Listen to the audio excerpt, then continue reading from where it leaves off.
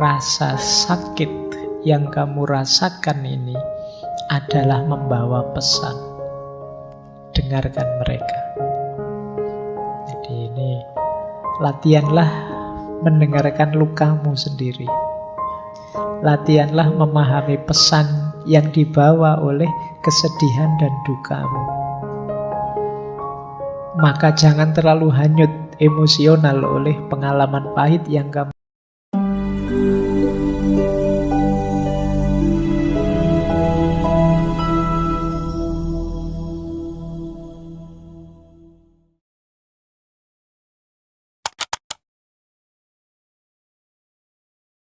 Assalamualaikum warahmatullahi wabarakatuh.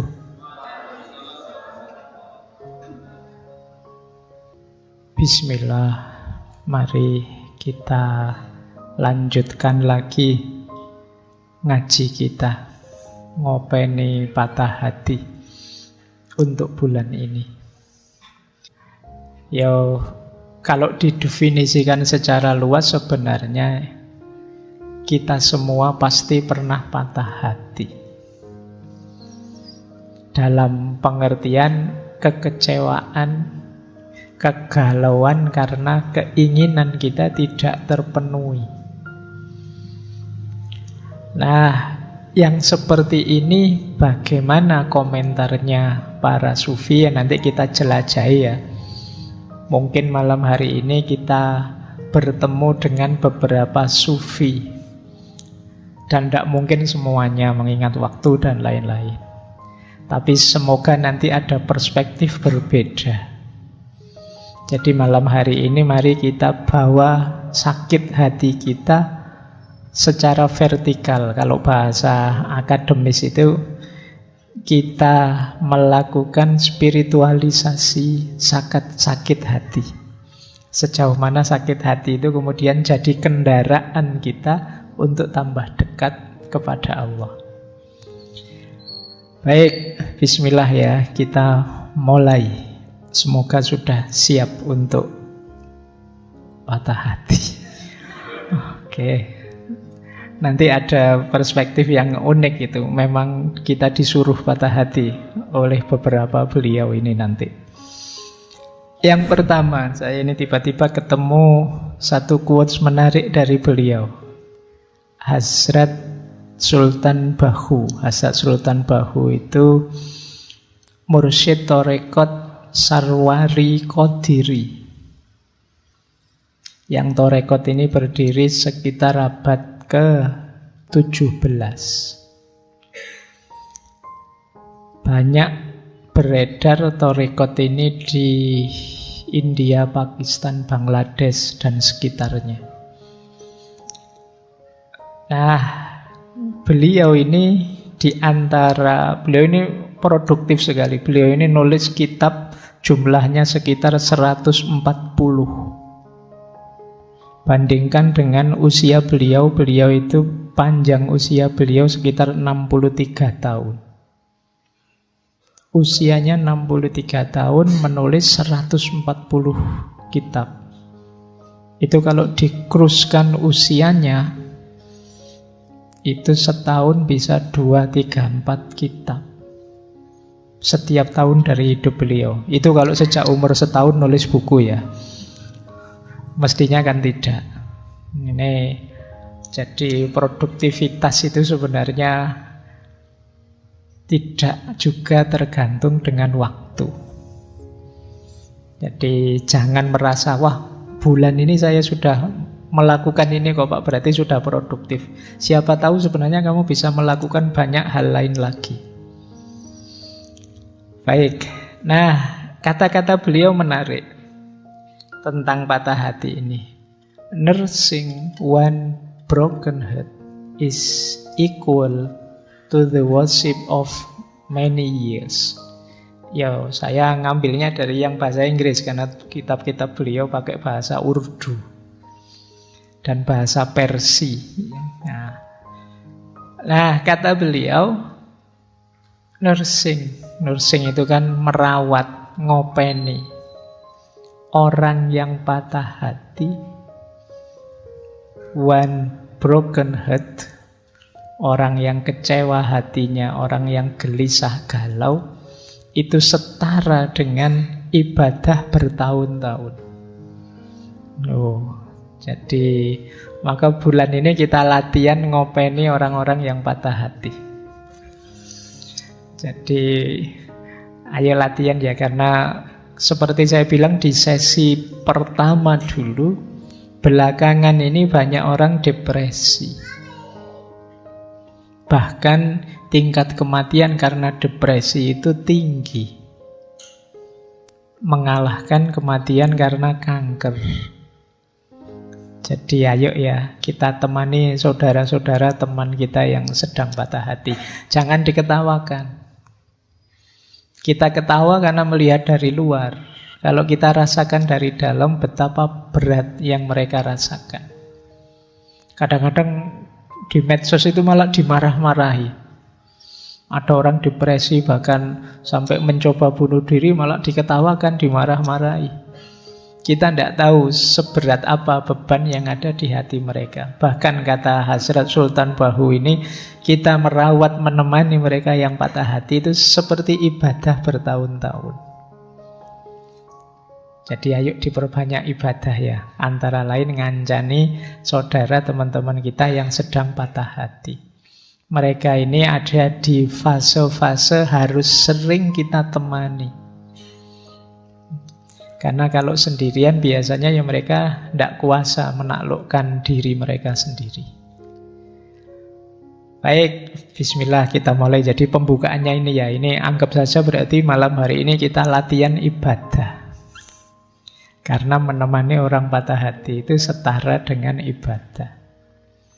Ada banyak hadis yang mengindikasikan justru Allah itu bersama-sama orang yang lemah, orang yang terpinggirkan, orang yang kesusahan, orang yang sakit dan lain sebagainya. Ya tentu saja termasuk orang-orang yang patah hati ini. Siapa tahu mereka ini bisa jadi jalan kita untuk tambah dekat kepada Allah, menghadirkan ridhonya Allah, sayangnya Allah pada kita. Lah kalau saya sendiri yang patah hati Pak, gimana? Ya enggak apa-apa, kamu temani jiwamu sendiri kalau enggak ada yang menemani ya. Nanti ada pendapatnya Jalaluddin Rumi menarik tentang itu. Baik, bismillah kita mulai.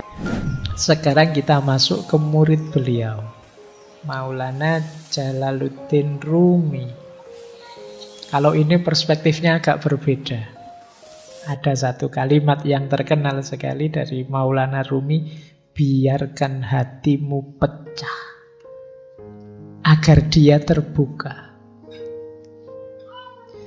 Nanti ada kalimat Allah itu mencintai orang yang patah hati. Tadi sudah saya jelaskan ya, ada beberapa hadis yang maknanya adalah Allah itu bersama orang lemah, bersama orang terpinggirkan, bersama orang yang sengsara. Ya berarti termasuk orang-orang yang patah hati. Satu kalimat ini saja mungkin bisa menghibur teman-teman yang sedang patah hati. Jadi kalau sedang patah hati, alhamdulillah berarti sekarang aku dicintai oleh Allah. Nah, makanya dibawa ke dunia patah hati. Kenapa menurut Maulana Jalaluddin Rumi dia malah meminta kita biar saja hati kita pecah? Beliau mengilustrasikan begini. Kata beliau begini, engkau menginginkan sedikit air dalam kendi tanah liat, tetapi kemudian engkau memecahkannya.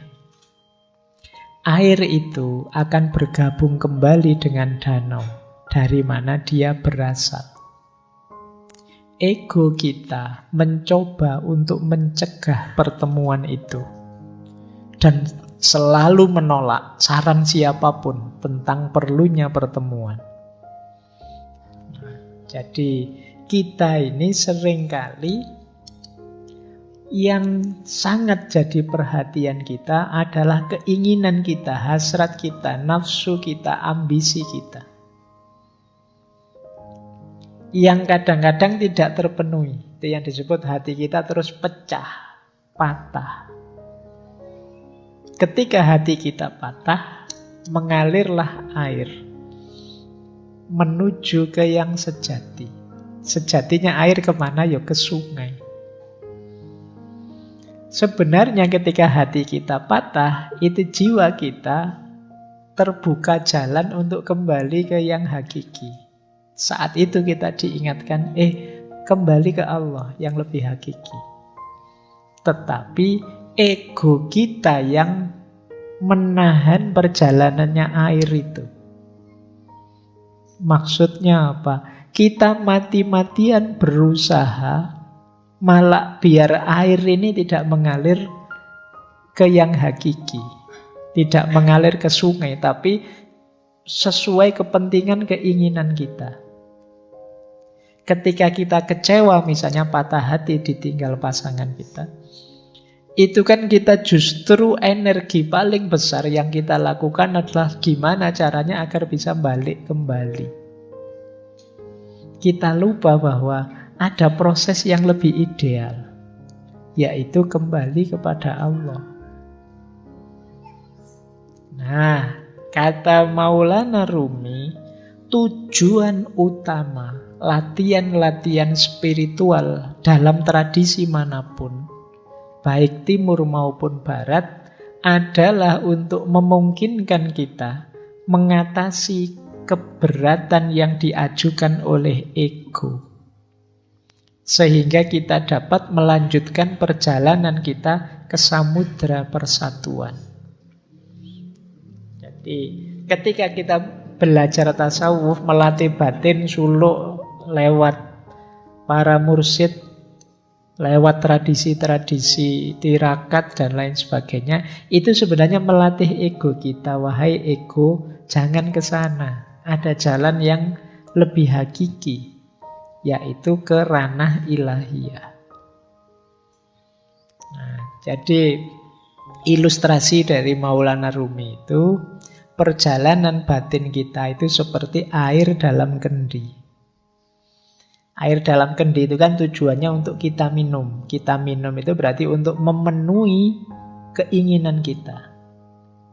Ketika kita patah hati, seperti kendi yang pecah. Berarti apa? Yang semula untuk memenuhi keinginan kita sekarang keluar, mengalir. Mengalir ini sebenarnya baik.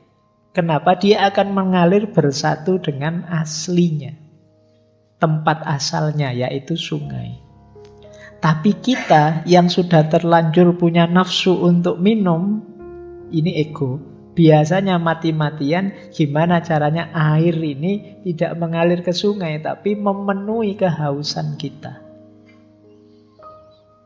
Nah, dari situlah kemudian kata Maulana Rumi, ketika orang belajar olah batin lewat tasawuf, mistik, dan lain sebagainya, itu tujuannya dalam rangka orang sadar, ini air ini mengalir ke sana, jangan dihalangi.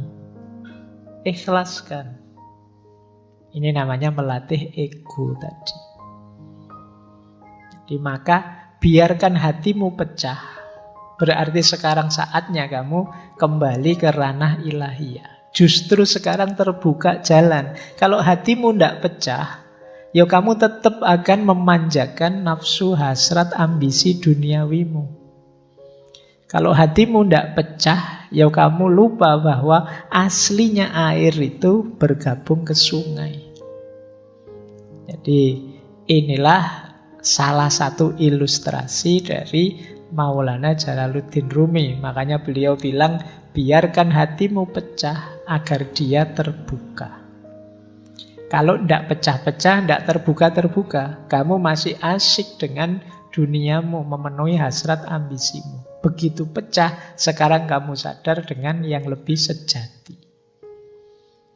Inilah ilustrasi dari patah hati. Jadi patah hati itu penting ternyata untuk menyadarkan kita bahwa dalam hidup ini ada yang lebih hakiki dan perjalanan kita menuju ke sana. Baik, kita lanjutkan. Nah, dilanjutkan ya. Luka adalah jalan cahaya yang memasuki jiwa. Jadi ketika hati kita luka, hati kita patah, justru lewat luka dan patahan itulah cahaya bisa masuk. Ini melanjutkan yang tadi. Kalau hatimu tidak luka dan tidak patah, mungkin kamu tidak sadar. Kenapa tidak sadar? Karena cahaya tidak bisa masuk. Itu mengapa Allah itu dekat dengan orang-orang yang hatinya patah, hatinya luka, menghadapi penderitaan hidup. Karena berarti di situ ada rekahan yang cahaya bisa masuk. Makanya para sufi terus punya rumus ya, kalau dalam penderitaan kita bersyukur. Alhamdulillah masih diingatkan oleh Allah bahwa yang hakiki adalah perjalanan menuju Dia. Nah, itu ada ilustrasi menarik. Terimalah situasimu tanpa menghakimi. Aku marah, aku takut, aku benci. Biar saja, rasakan saja. Ini aku sedang patah hati, sedang marah, sedang takut, sedang benci. Kalau sudah kamu sadari, kamu terima apa? Lalu hadirkan Dia untuk menemanimu. Biarkan cahayanya Allah masuk dalam dirimu, menerangimu. Saat engkau membutuhkan pertolongan Tuhan pasti datang. Jika engkau tertutup, tidak ada ruang untuk cahaya. Perlu ada celah dalam hatimu agar cahaya bisa masuk. Katakan dengan tulus, aku tidak bisa mengatasinya, namun Engkau bisa ya Allah. Ku persembahkan padamu semua sakit dan luka ini. Bersamanya Engkau akan utuh kembali. Cinta, kedamaian, keindahan, hidup kembali. Dirimu yang sejati tidak berkurang sedikit pun. Lalu bersyukurlah. Jadi ketika kita sedang berat-beratnya menghadapi masalah apapun, terimalah itu. Biarkan hatimu pecah. Kemudian rasakan hadirnya Dia dalam dirimu. Dan yakinlah bahwa apapun yang engkau inginkan akan dipenuhinya. Sambatlah padanya, ya Allah, masalahku ini sangat berat. Aku tidak mampu. Kalau Engkau pasti mampu. Maka aku persembahkan duka, luka, sakitku ini hanya kepadamu. Nah, insya Allah bersama Dia kita akan kembali utuh. Kembali hidup seperti semula. Tidak ada satupun yang berkurang. Kalau kita patah hati kan sebenarnya kita berkurang apa sih? Tidak ada. Kita masih bisa memulai lagi yang baru seperti semula. Kalau sudah terasa betapa kebersamaan dengan Allah itu menyembuhkan, ayo terus kita bersyukur. Alhamdulillah ya Allah, Engkau masih mau menemaniku dalam situasi pahit dan luka ini. Baik, ini salah satu petunjuk dari Maulana Jalaluddin Rumi. Kalau kita sedang patah hati, sedang sedih, sedang banyak masalah. Oke, kita lanjutkan. Ini dimensi yang berbeda, pemahaman yang berbeda lagi. Kata Rumi begini, selamat tinggal hanya untuk mereka yang mencintai dengan matanya. Karena bagi mereka yang mencintai dengan hati dan jiwanya, tidak ada yang namanya perpisahan. Nah, kita itu kan patah hati misalnya, itu kan karena jauh, ditinggal, tidak dibersamai lagi. Dia tidak mau lagi dekat denganku. Itu kan kita definisikan sebagai patah hati. Terus kita sedih karena itu. Kalau kita sedih karena itu, kata Rumi, ini kemungkinan kita hanya mencintai dengan media mata.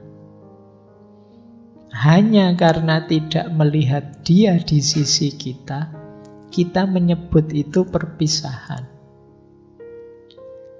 Padahal bagi orang yang memang benar mencintai, cinta itu hadirnya dalam hati dan dalam jiwa. Hati dan jiwa itu tidak mengenal perpisahan fisik. Sejauh apapun dirimu, engkau tetap ada dalam diriku. Maka goodbye atau selamat tinggal itu hanya untuk mereka yang cintanya hanya dengan mata, kata Maulana Rumi. Tapi bagi mereka yang mencintai dengan hati dan jiwanya, tidak ada yang namanya perpisahan. Ini boleh juga dipakai dalil bagi mereka yang LDR-an. Ya. Jadi kalau kamu hari ini sedang galau karena LDR-an, kamu kirim quotes-nya Rumi ini padanya. Jadi selamat tinggal hanya untuk mereka yang mencintai dengan matanya. Karena bagi mereka yang mencintai dengan hati dan jiwanya, tidak ada yang namanya perpisahan. Baik, ini sisi dalamnya cinta berarti memang tidak bisa patah. Kalau memang kita benar mencintai, sebenarnya perpisahan itu tidak mungkin. Karena yang kita cintai pasti akan selalu ada di hati kita dan di jiwa kita. Meskipun dia misalnya, wah ini dia kok nikahnya sama orang lain, ya kita sudah lama. Iya kan, fisiknya sama orang lain, tapi cintamu padanya kan masih ada di sini. Iya. Jadi yo abot rek memang. Tapi kan untuk menghibur diri perlu teori ini.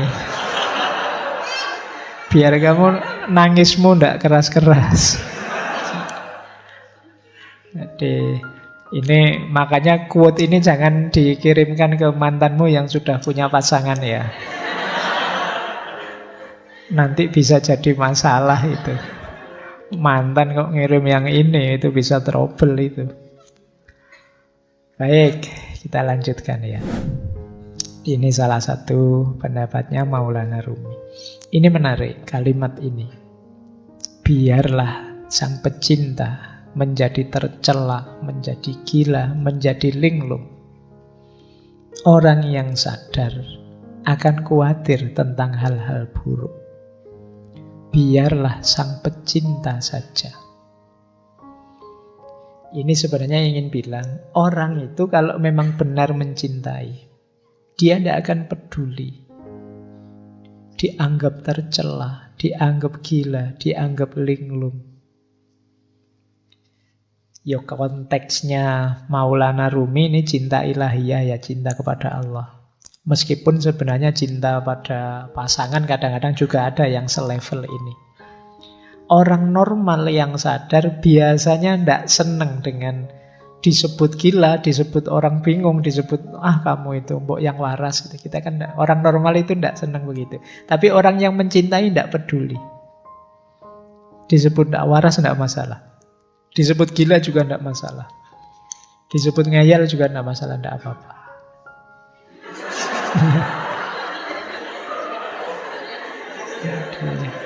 Ya. Oke. Baik. Iya. Itu. Oke ya. Yang kesenggol langsung bunyi. Nah, baik kita lanjutkan. Jadi tidak masalah bagi orang yang mencintai. Biarlah sang pecinta saja. Itu kayak apa ya? Kayak Dylan yang bilang bahwa biar aku saja, kamu tidak akan kuat. Jadi Kata yang mencintai begitu. Sudahlah, tidak apa-apa. Untuk yang gila-gila, yang linglung-linglung, tidak apa-apa. Biar aku saja, kamu orang normal tidak akan kuat. Berarti apa? Ya termasuk kegalauan, kegelisahannya, patah hati. Itu bagi seorang pecinta adalah sesuatu yang biasa. Tidak akan terlalu merisaukannya. Karena dia tidak kehilangan dan tidak kekurangan apapun dari cintanya. Jadi biarlah sang pecinta saja. Biarlah yang mencintai saja. Baik. Masih ada lagi. Kalau ini bahasa saya, kalau kalian punya kemampuan ini, kalian akan bahagia. Kemampuan menikmati penderitaan. Jadi Rumi kan dikenal dengan tarian Darwis berputarnya. Kata beliau begini, menarilah saat lukamu terbuka. Menarilah saat kamu telah merobek perbannya. Menarilah di tengah pertempuran. Menarilah dalam darahmu. Dan menarilah pula saat kamu benar-benar bebas. Jadi ini Rumi menceritakan betapa terjalnya jalan cinta itu. Engkau akan terluka berkali-kali, tapi tetaplah menari. Menarilah di tengah pertempuran dan menarilah dalam darahmu. Meskipun pada akhirnya, ketika kamu mampu menikmati segala penderitaan itu, engkau akan benar-benar bebas. Jadi, ini diilustrasikan ketika Rumi itu kan pertama kali melakukan tarian yang masyhur sekali. Darwis berputar itu kan ketika beliau sedang sedih, sedang galau, ditinggal gurunya, Syekh Samsuddin At-Tabrisi. Ketika beliau sedang ada di sebuah tempatnya pandai besi, mendengarkan besi yang ditempa, diiringi oleh kesedihannya, akhirnya tubuhnya bergerak sendiri.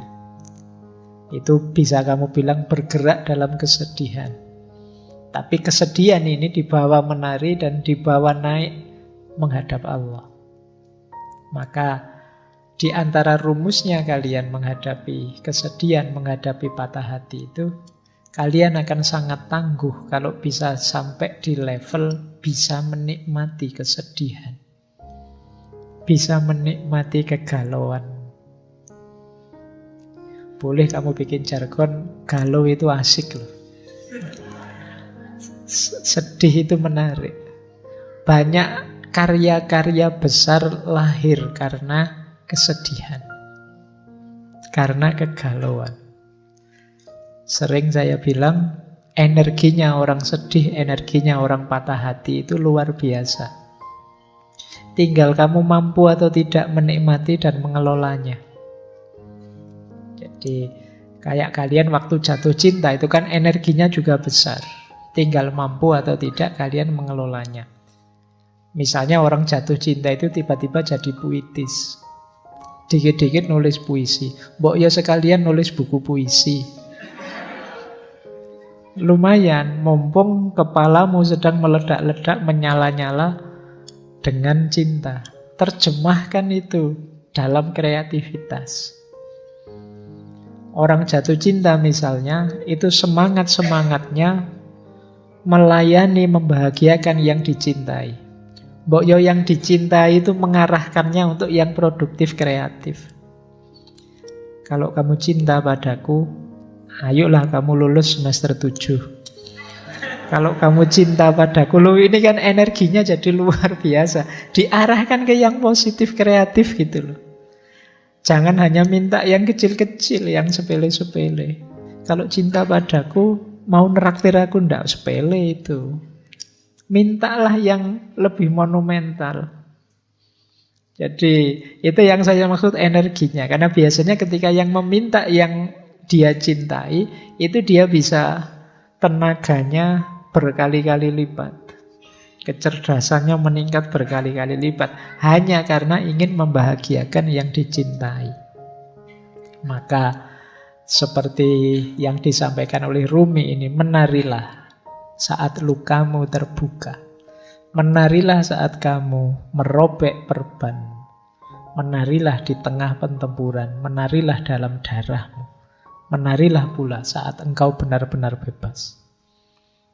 Pada puncaknya, cinta akan membuatmu bebas. Yang paling jelas ya bebas dari belenggu ego dirimu sendiri. Orang mencintai itu kan ketika orang yang bisa menaklukkan dirinya sendiri. Baik, saya lanjutkan. Nah, Maulana Rumi juga pesan pada kita, rasa sakit yang kamu rasakan ini adalah membawa pesan. Dengarkan mereka. Jadi ini latihanlah mendengarkan lukamu sendiri. Latihanlah memahami pesan yang dibawa oleh kesedihan dan dukamu. Maka jangan terlalu hanyut emosional oleh pengalaman pahit yang kamu miliki, tapi coba dengarkan ada pesan apa, ada hikmah apa yang bisa kamu raih. Yo karena yang pesan ini Maulana Rumi, yo berarti perhatikan dia memberitahumu apa dalam rangka meningkatkan kedekatanmu kepada Allah, dalam rangka menghidupkan cintamu kepada Allah. Peristiwa pahit apapun coba kamu dengarkan. Dia membawamu pesan apa, membawakanmu pesan apa yang itu membuatmu tambah dekat pada Allah. Jadi pesan yang arahnya ke sana. Dengarkan. Karena ketika Allah menetapkan sesuatu, pasti tidak ada yang sia-sia. Termasuk menetapkan patah hatimu. Pasti Allah tidak sedang iseng, tidak sedang, saya coba anak ini kalau tak bikin patah hati kayak gimana, pasti tidak sekedar itu. Pasti Allah ingin sesuatu yang lebih besar dan lebih penting dari itu. Maka penting kita mampu membaca luka, mendengarkan patah hati. Ayat itu kan tidak hanya ayat tertulis, tapi juga ayat-ayat kauniyah. Patah hatimu dan lukamu itu ayat-ayat Allah juga. Coba dengarkan pesannya dari situ. Jangan-jangan mengingatkanmu atau mengujimu atau mendorongmu untuk tambah dekat padanya. Dan seterusnya.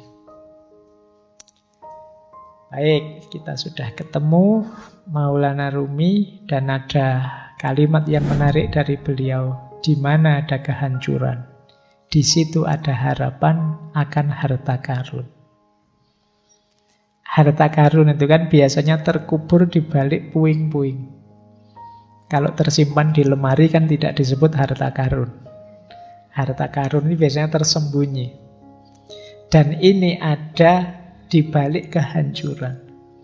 Maka temukan mutiara-mutiara, temukan harta-harta di balik kesedihanmu, di balik kehancuranmu. Pasti banyak kalau kamu jeli mencarinya. Jadi ini lanjutan dari quotes yang tadi ya. Jadi dengarkanlah dan cermatilah. Insya Allah kamu akan ketemu harta karun yang di situ kamu akan bangkit kembali, lahir kembali, jadi sosok yang lebih kuat, lebih hebat dari sebelumnya. Jadi ini pesan dari beliau. Di mana ada kehancuran, di situ ada harapan akan harta karun. Jadi jangan terlalu lama nangis-nangis sedihnya. Beri waktu tersendiri, tapi kemudian segera move on. Bacalah kesedihanmu, dengarkan pesannya, carilah mutiara-mutiara di baliknya, terus lahirlah kembali jadi sosok yang baru, yang lebih tangguh. Ini yang diinginkan oleh Maulana Jalaluddin Rumi. Baik. Nah, ini tadi hubungannya dengan kesepian ya. Memang kalau kita sedang sakit, kita sedang sedih itu perlu teman. Tapi seandainya tidak ada teman dan kamu merasa sendirian, jangan merasa kesepian. Seluruh alam semesta ada dalam dirimu. Kalau sekedar ingin cerita, ingin curhat, dalam dirimu lengkap. Ada komponen alam semesta. Jangan merasa sendiri. Wong kamu itu sendirian saja sebenarnya kan sangat ramai. Kalau tidak percaya, kalau kamu di kamar sendirian itu kan, ya memang suaranya tidak ada, wong kamu tidak ngobrol. Tapi pikiranmu kan riuhnya luar biasa. Ramenya luar biasa. Kalau sekarang kadang-kadang tidak hanya pikirannya, mulutnya juga rame, apalagi kalau pas main game. Ya, kamu marah-marah sendiri, mesuh-mesuh dewe, ngamuk-ngamuk dewe. Apalagi pikiranmu. Pikiranmu itu kan tidak pernah diam. Ketika kamu sadar, ya pikiranmu bunyi terus tentang apa saja. Kamu sebenarnya ramai, jadi tidak perlu merasa kesepian. Seandainya kok dalam kesedihanmu kamu tidak menemukan teman, engkau sendiri cukup. Jangan merasa kesepian. Alam semesta ada dalam dirimu. Nah, ada kalimat menarik dari Rumi yang beliau sampaikan tadi mungkin berat. Engkau yang sedang sedih mungkin sulit, tapi I know you are tired, but come, this is the way. Aku tahu engkau mungkin sangat lelah, berat sekali melaksanakan yang dipesankan tadi. Tapi memang inilah jalannya. Jadi inilah jalan yang berlawanan dengan jalur menuju keputusasaan. Jadi aku tahu engkau lelah, tapi inilah jalannya. Ayo pelan-pelan kamu tempuh jalan ini.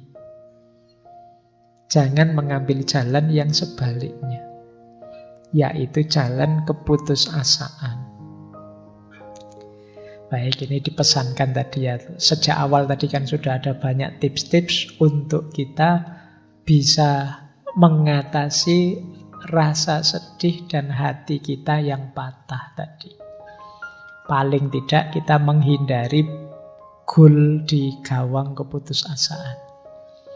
Dan memang hanya ini jalannya, kata Maulana Jalaluddin Rumi.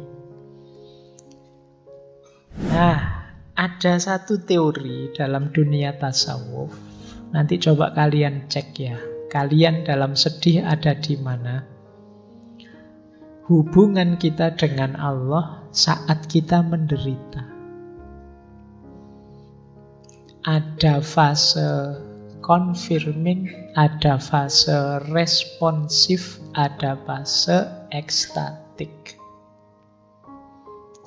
Orang yang ada di fase confirming itu orang yang ketika sedih bisa merasakan hadirnya Allah. Terus dia tenang dan muncul harapan-harapan baru. Nah, ini ada level paling rendah ya tentu saja yang tidak ingat Allah. Ini level awal itu ingat Allah. Jadi sudah ingat Allah.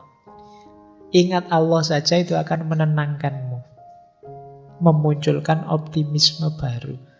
Sebuntu apapun jalanku, aku masih punya Allah ternyata. Harapanmu muncul. Ada fase lebih dalam lagi. Tidak sekedar sadar hadirnya Allah, tapi sadar dekatnya Allah dan baiknya Allah. Ini lebih besar lagi kegembiraan dan optimismemu. Allah kan selalu mengabulkan doa-doa kita, permohonan kita, permintaan kita. Allah selalu sayang dengan kita. Allah itu tidak pernah tidak baik kepada kita.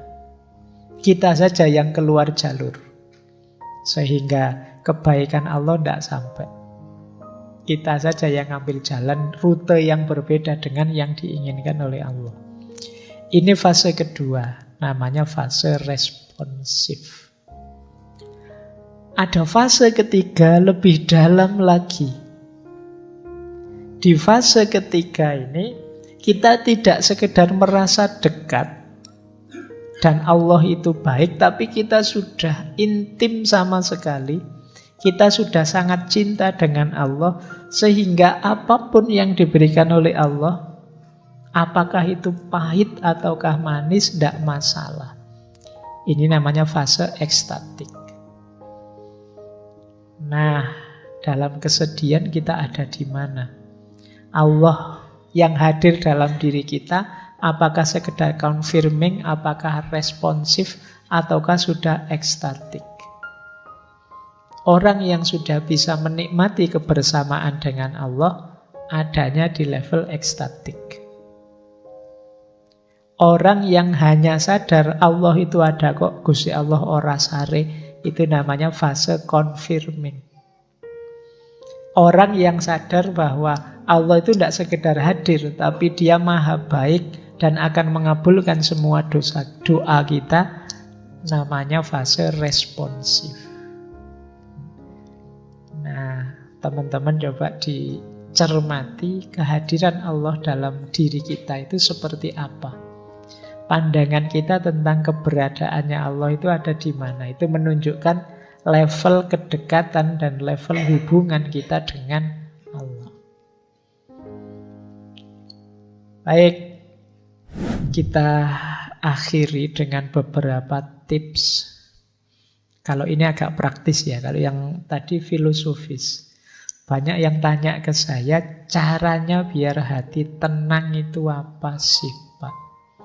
Dalam penderitaan. Ini saya ambilkan langsung dari beberapa ayat ya. Biar ini seperti ngaji beneran. Ada Al-Qur'annya. Segalau apapun dirimu, coba kamu rujuk ayat-ayat ini. Mungkin kamu bisa lebih tenang. Yang pertama surat Al-Insyirah, ayat 5 sampai ayat 6. Yang bunyinya adalah fa inna ma'al usri yusra, inna ma'al usri yusra. Maka sesungguhnya bersama kesulitan itu ada kemudahan. Sesungguhnya bersama kesulitan ada kemudahan. Sesulit apapun hidupmu, sepahit apapun pengalamanmu, tidak usah khawatir. Pasti ada kemudahan. Bahkan ada penafsir, ada mufasir yang mengartikan setiap ada satu kesulitan, Allah akan memberikan dua kemudahan. Ini kan diulang dua kali. Fa inna ma'al usri yusra, inna ma'al usri yusra. Jadi yang pertama, kamu ingat-ingat ini. Allah sendiri yang menjanjikan. Sesungguhnya bersama kesulitan ada kemudahan. Maka jangan putus asa. Pasti ada jalannya, pasti ada kemudahan.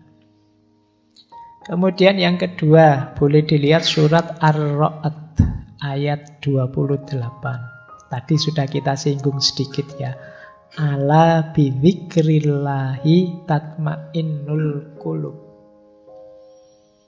Sesungguhnya dengan mengingat Allah, bukankah dengan mengingat Allah itu hati menjadi tenang. Tadi sudah kita jelaskan level kedekatannya. Jadi kalau ingin tenang, hadirkan Allah. Ingat Allah itu menenangkan. Karena apa sih yang tidak mungkin di hadapan Allah? Terus, yang ketiga, kalau masih ada kebingungan-kebingungan, kekecewaan-kekecewaanmu karena keinginanmu tidak terpenuhi, boleh teman-teman merujuk surat Al-Baqarah ayat 216. Wa asa antakrohu syai'an wa huwa khairul lakum wa asa antuhibbu syai'an wa huwa syarrul lakum wallahu ya'lamu wa antum la ta'lamu. Jadi firman Allah, mungkin saja engkau membenci atau tidak suka sesuatu padahal itu baik untukmu. Dan mungkin juga engkau mencintai sesuatu padahal itu buruk buatmu. Allah lebih tahu, sedangkan kalian tidak tahu. Jadi ayat ini mengajarkan kita yang tidak terjadi dari keinginan kita, itu tidak selalu nanti sesuatu yang baik untuk kita. Jadi yang kita sukai bisa jadi itu buruk untuk kita. Allah lebih tahu. Jangan terlalu kecewa, jangan putus asa. Kalau cita-citamu gagal, bukan berarti itu ada kebaikan yang lepas. Bisa saja itu tidak terlalu baik untukmu. Allah menetapkan sesuatu itu ya pertimbangannya kasih sayang cintanya pada kita. Pikiran kita terbatas, sulit untuk bisa tahu sampai detail sedalam-dalamnya manfaat dan efeknya sesuatu. Allah lebih tahu. Jadi kalau teman-teman sedang kecewa, sedang galau, keinginannya kok tidak terpenuhi, baca ayat ini. Bisa saja yang aku inginkan, yang tidak terpenuhi itu sesuatu yang aku sukai sih, tapi bisa saja dia buruk untukku. Bisa saja yang aku hindar-hindari ternyata inilah yang baik untukku.